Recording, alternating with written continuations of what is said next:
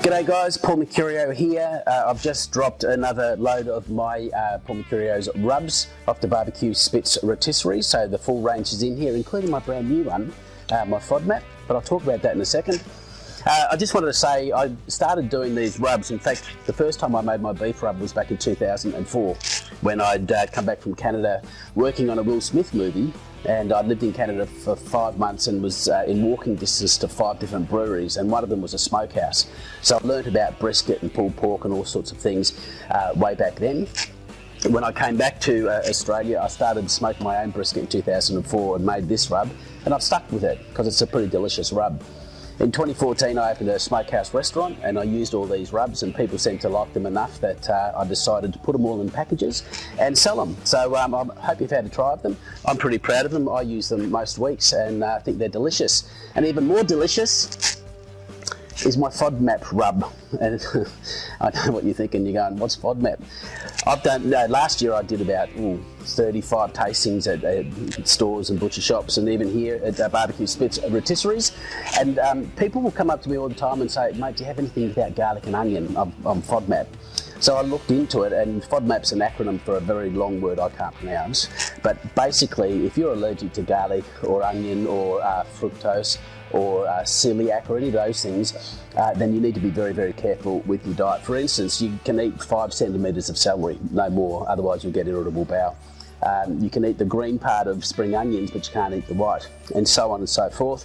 So a lot of people were saying, you know, there's not kind of, well, I'm sick of salt and pepper on my boiled chicken, can you do something? So I put my head down, thought about some things, tried out some stuff, and Fodmap was born. It's a delicious rub. When I tell people there's no garlic and onion, they go, I don't need that, mate, I need garlic and onion. But when they taste it, they tend to buy it. When I was at Meat Stock recently, my biggest seller was the lamb, followed by the Fodmap, which has really surprised me. But it is a delicious rub. It's got lots of tomato powder in there, and what that does is that caramelizes and blackens when it cooks, so it adds a lot of sweetness and a lot of depth of flavour. Of course, with all the other flavours in there, there's basil and there's parsley. All the ingredients are on the back because it's Fodmap. People need to know exactly what they're eating, so that's in there. You can either contact me at beerlicious@bigpond.com to ask about what's in it or what you can do. It works on everything, and I know people say, you know, it does. Well, all these rubs I put on chicken wings and halloumi cheese, etc.